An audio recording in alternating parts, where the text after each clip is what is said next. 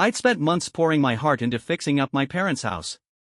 Long days, late nights, just me and the tools, trying to turn that old place into something beautiful again.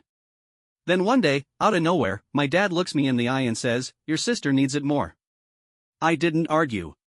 Didn't even say a word. I just walked out. And exactly 24 hours later, they learned who they'd been messing with. I still remember the feel of that freshly painted doorframe under my fingertips. The deep navy color I'd picked still smelled fresh, like it hadn't even dried all the way. The hardwood floors I'd installed gleamed under the soft glow of the ceiling light, so different from the warped, noisy boards I'd ripped out months back. Every inch of that house had a piece of me in it, my sweat, my cash, my hope. But then my dad, arms folded across his chest, standing in the doorway like he owned the world, just tore it all down in one breath. "You did an amazing job, son," he said, voice warm, almost proud. "But your sister needs this more than you do." At first, I just blinked at him. Like I'd misheard. Like maybe he was joking. But he wasn't. His words didn't even feel real, like they were meant for someone else, not me. "What?" I said, trying to keep my voice steady, even though I could feel a storm brewing inside. He let out this long sigh, like I was the one being unreasonable. "You know she's been struggling since the divorce. She's got the kids. She needs a fresh start." I turned to look at my mom, searching her face for something, anything, that said she didn't agree. But all she gave me was a soft little smile, the kind that says, "You'll understand eventually." "You told me this house was for me," I said, feeling my hands ball up into fists. "That's the only reason I did all this." "And we're grateful," Mom jumped in, like that would smooth things over. "But we thought you'd want to help your sister out." "Help her?" I laughed, but there was no humor in it. "I spent months on this place. Spent my savings. Gave up my weekends, my evenings, my peace of mind." Dad raised a hand, cutting me off like I was being dramatic. "Don't make this harder than it needs to be. You're still young. You'll be fine. You'll land on your feet." And just like that, something inside me broke. But I didn't scream. Didn't beg. Didn't ask for what should have been mine. I just walked past them, stepped out the door, and disappeared into the night. They didn't hear from me for a day. And when the truth finally hit them, it hit hard. I drove without a real destination in mind, just me, the steady hum of the engine, and this tight knot in my chest that refused to loosen. I didn't know if I was more mad, heartbroken, or just plain tired. All that work. All those hours sanding walls, fixing leaks, redoing the damn plumbing. And for what? So my sister could have a fresh start? I knew Madeline. I knew her better than they did, maybe. She was always the favorite. The golden child. She never had to lift a finger, because Mom and Dad always made sure she landed softly, no matter what. By the time I rolled into my apartment parking lot, I'd already made up my mind. If they were taking everything I built, I wasn't walking away empty-handed. I poured myself a drink, sat down at my laptop, and got to work. It was time to remind them of something important, something they clearly forgot. That house? It was mine. And they'd given it to me, fair and square. They just didn't realize what they'd done. I pulled up all the documents I'd carefully collected during the renovation process, scanned copies of every receipt, every invoice, every agreement. But the real gem? The contract they signed months ago. It wasn't just some casual, half-baked deal. It was a legally binding agreement. See, before I started pouring money into that place, I had them sign something. A contract my buddy, who works in real estate, helped me draw up. Nothing fancy, just clear and solid. It spelled out that since I was covering the renovations and paying the property taxes, they were transferring the deed to me. It was a fair exchange. They were the ones who said I'd take over the house one day. They signed it without hesitation. Because really, why would their own son ever hold them to it? I checked the county records, just to confirm what I already knew. The house was in my name. Legally. Fully. They had no clue. I leaned back in my chair, took a slow breath, and let it all sink in. They thought they could push me aside like I didn't matter. Like my time, my work, my money, me didn't matter. But in their rush to favor my sister, they made one huge mistake. They didn't read what they signed. I grabbed my phone, stared at it for a moment, then typed a simple message to my dad: "You and Mom need to move out." Immediately. Didn't take long to get a response. My phone buzzed within a minute. What the hell are you talking about? Dad. I stared at the screen, completely calm. No guilt. No second thoughts. Just a deep, satisfying clarity. Check the deed, I replied. The house is in my name. I pictured him sitting there in his recliner, frowning at his phone, probably turning to Mom all confused. Then that moment, the one where it finally clicked. The shock. The disbelief. The phone rang. I let it go to voicemail. Then it rang again. And again. I didn't pick up. They needed to sit with it for a while. Stew in the reality they created. 20 minutes later, another text came through. This time from Mom. Sweetheart, what is this about? Why are you saying these things? Classic move. The let's pretend we're confused routine. I could already hear the tone of her voice, soft, concerned, fake. Like I'd just imagined the whole thing. But there was no confusion here. I'd paid the taxes. I had every receipt in my name. And the contract? Solid and binding. I didn't need to ask for permission. I already owned the place. So I sent one final message, you have 72 hours to move out. Then I shut off my phone and, for the first time in months, slept like a damn baby. Next morning, I woke up to a wall of missed calls and texts. My parents had cycled through every stage of denial overnight. Confusion. Anger. Begging. All laid out in neat little messages. Dad, this has to be a joke. Mom, honey, let's just talk about this. Dad again, you're not serious. Mom, your sister needs the house. You've got your apartment. And finally, Dad, if you don't answer, you'll regret this. There it was. The threat. Knew it would show up eventually. My father's not the type to take being outmaneuvered lightly. Especially not by his own son.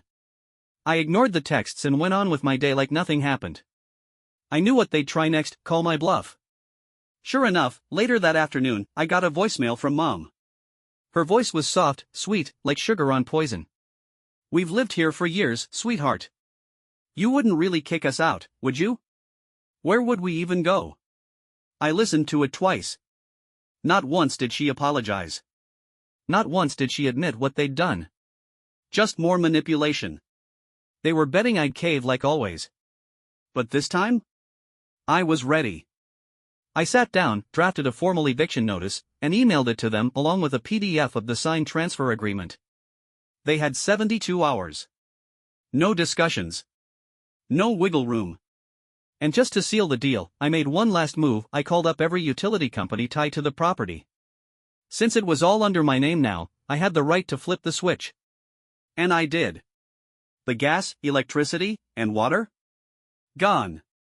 By nightfall, my parents were sitting in a cold, dark house, probably still thinking I was bluffing. But I wasn't. The next morning, my mom started calling nonstop.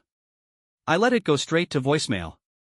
But around noon, something unexpected happened. My sister, Madeline, called. I paused for a second before picking up. Finally. She let out an exasperated sigh.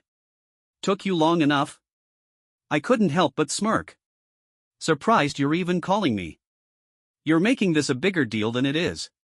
She snapped back. Dad's furious. Mom's crying.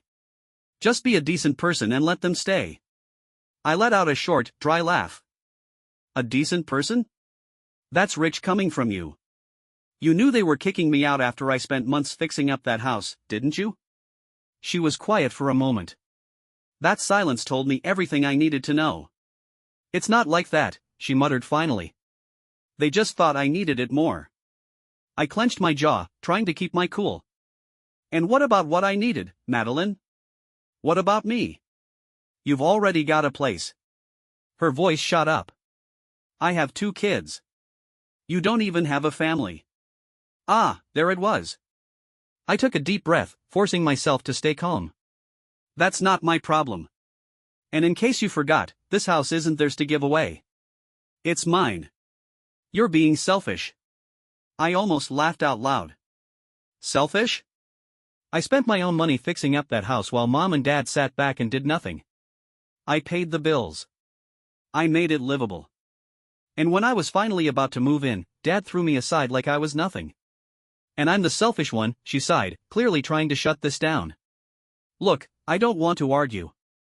Just be reasonable. Let's talk about this. No, I said flatly. You have 48 hours before I get the lawyers involved. She gasped. You wouldn't. Try me. And then, for the first time in my life, I hung up on her. I'd always been the one to give in. The one to back down. But not anymore. This time, I wasn't losing. And by the next day, my parents would finally get it. The next morning, I woke up to a loud pounding at my door. I already knew who it was before even checking the peephole. I took my sweet time opening it, letting them stew in their impatience. When I finally opened the door, I was met with my dad's red, angry face and my mom's swollen eyes. Madeline was standing behind them, arms crossed, looking like she was waiting for some courtroom drama to unfold. You've gone too far this time, Dad growled, pushing his way into the apartment. I didn't stop him. Let him come in. Let him feel like he still had control, for now. Mom sniffled. How could you do this to us? I shut the door behind them, crossed my arms, and leaned back against the wall. How could I do this to you? I repeated, my voice cold. That's rich. I was just about to ask you the same thing. Don't start with that crap, Dad snapped. You think you can just take the house away from your own parents? Your own family? I laughed, short and bitter. I didn't take anything. You signed it over to me. Remember? I pulled out my phone, opened the scanned contract, and showed them the document. Their signatures. The legally binding agreement that gave me full ownership of the house. Dad's face darkened. You tricked us. I shook my head. I didn't trick anyone. You just didn't care enough to read what you were signing. You thought I was some easy target. Someone who'd keep giving and never ask for anything in return, I said, gesturing at Madeline. Like you always do. She scowled. Don't drag me into this. Oh, you're already in it, Maddie, I said, my voice sharp. Because this is your fault. You could have said no. You could have told Mom and Dad that what they were doing wasn't right. But you didn't. Because you knew they'd always choose you over me. They always have. She looked away, her silence speaking volumes. Mom let out another dramatic sniffle. This isn't fair. We're your parents. We raised you. I raised an eyebrow. Did you? Or did you just keep me around until I was useful? Silence. Dad's jaw clenched. Listen, you little. Careful, I cut him off, my voice even. Because I have everything in writing. And if you keep pushing me, I'll let my lawyer handle the rest. Dad inhaled sharply. Mom looked at me, her face full of what could only be described as fear. Madeline? She was starting to realize, for the first time ever, that I had one. You have until tomorrow to leave, I said, keeping my tone steady. If you're not out by then, I'll have the sheriff handle it. You wouldn't, Mom whispered. I met her eyes, unwavering. Try me. Dad stormed toward the door, yanking it open so violently I thought the hinges might snap. Mom followed, dabbing at her eyes like she was auditioning for a role. Madeline paused. You really hate me that much? I sighed. I don't hate you, Madeline. But I'm done putting you first. She didn't respond. Instead, she just shook her head and walked out. I locked the door behind them, letting out a long breath. For the first time in years, I wasn't the one being left behind. And tomorrow? Tomorrow, they'd finally understand what it felt like. The next morning, I checked the security cameras I'd installed around the house as a precaution during renovations. The feed loaded quickly, and sure enough, my parents' car was still in the driveway. They hadn't moved out. I wasn't surprised. They were stubborn, thinking I wouldn't follow through. I grabbed my phone and dialed the local sheriff's office. Hi, I need to file an official eviction, I said, keeping my voice steady. The occupants were given notice and refused to leave. The officer on the other end asked for details. I gave them everything: the deed, the signed contract, the text confirming I told them to vacate. Understood, the officer said. We'll send someone over today to make sure they comply. I thanked him, hung up, and exhaled slowly.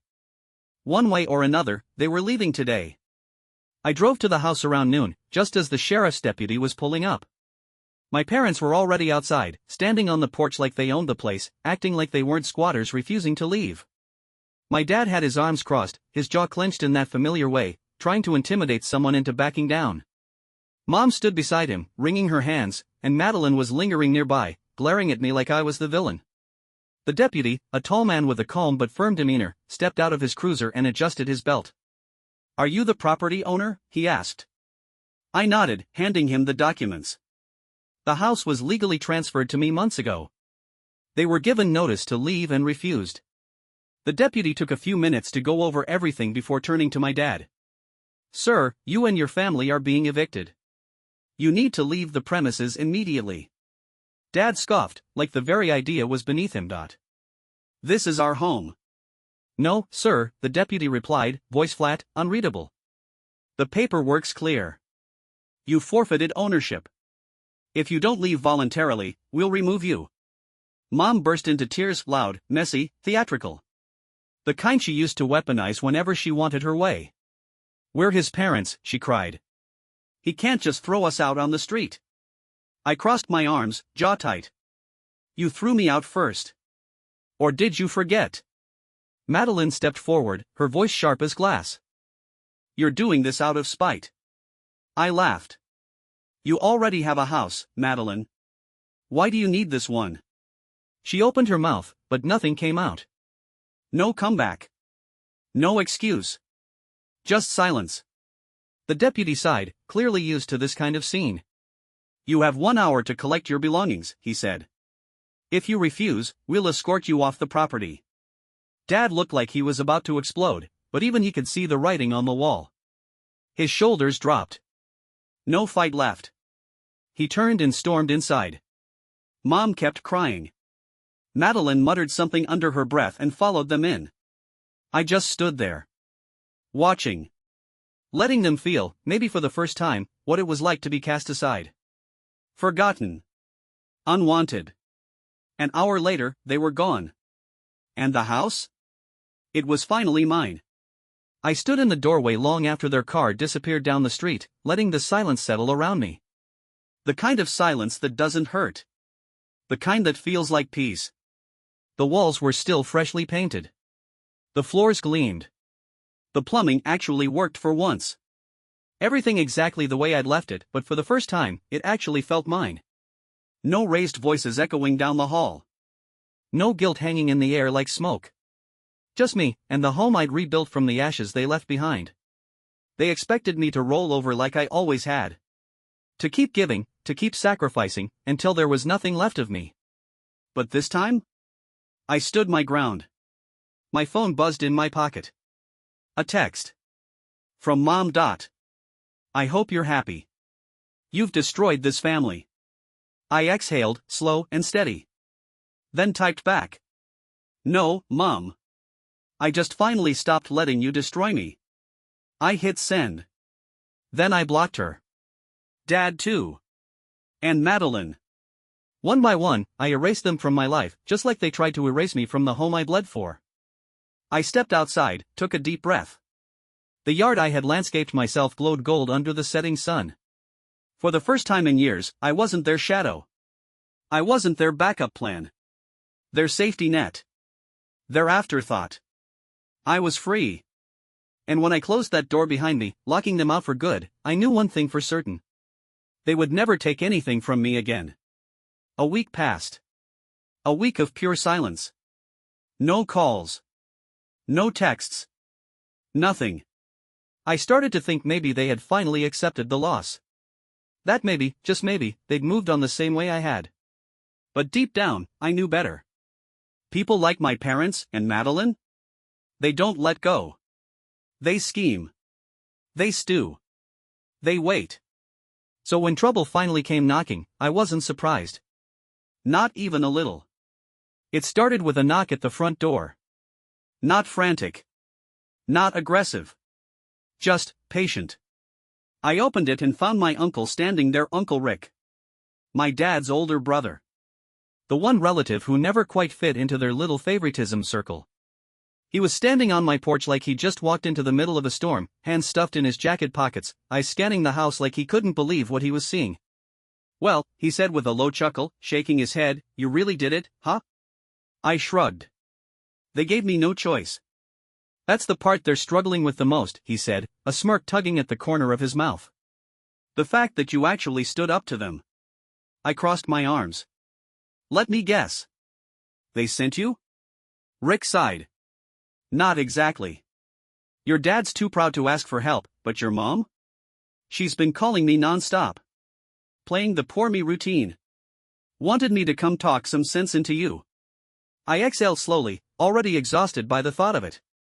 And I told her she should have read the damn contract before signing it," he said with a shrug. That made me pause. I hadn't expected that. Rick was never the type to dive into family drama, but he also wasn't blind. He'd seen the way my parents treated me over the years. Hell, he might have been the only one who ever truly saw through their act. "Look," he said, leaning casually against the porch railing, "I'm not here to guilt-trip you, kid. I think what you did. Long overdue. But I figured you should know what they've been up to." I frowned. "What do you mean?" He gave me a look. The kind that said he already knew I wasn't going to like the answer. "They're scrambling. Hard." I raised an eyebrow. "They thought they could just crash with Madeline indefinitely, but," he let out a laugh, shaking his head. "Turns out she doesn't actually want them there full-time. She's already complaining they're too much work, messing up her routine." I couldn't help it, I laughed. Loud. Bitter. The same sister who claimed she needed the house more than me. The one they threw me aside for. Now she didn't want them either? "You're kidding," I said. "Wish I was," he replied. "But nah. She's already been calling them a burden behind their backs. Guess it's different when she's the one being drained." I ran a hand down my face, trying to contain my amusement, but it was no use. It was almost poetic. Unbelievable. Rick nodded. "Yeah. And now? They're talking about getting legal advice. Seeing if there's any way to challenge the deed transfer." He paused, then added with a smirk, "But between you and me? They don't have a leg to stand on. They signed it fair and square." I let out a slow breath, the kind that's been building in your chest for years. "So what now?" I asked. Rick shrugged. "That depends on you. You've won. You could walk away from all of it. Ignore them forever. Let them figure out their mess." He gave me a sideways glance. "Or, you could throw them a bone. Be the bigger person." I considered it. Just for a moment. The idea of giving them anything after what they did, it made my stomach turn. I remembered all the years of being invisible.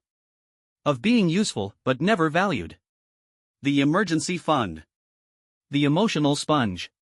The afterthought. They threw me away without a second thought. And now they were finally getting a taste of what that felt like. I looked Rick straight in the eye. They made their choice. He grinned. "Figured you'd say that." He turned to head down the steps, then stopped and looked back over his shoulder. "For what it's worth, kid. I'm proud of you. Should have done this a long time ago." I stood on the porch and watched as he walked back to his car and pulled away. And the moment those tail lights disappeared around the corner, I turned back toward the house. My house. For the first time in my life, I wasn't the one being left behind. They were. And I wasn't going to lose a single night of sleep over it. I stepped inside. Shut the door behind me. And I knew, without a shadow of a doubt, I had finally won.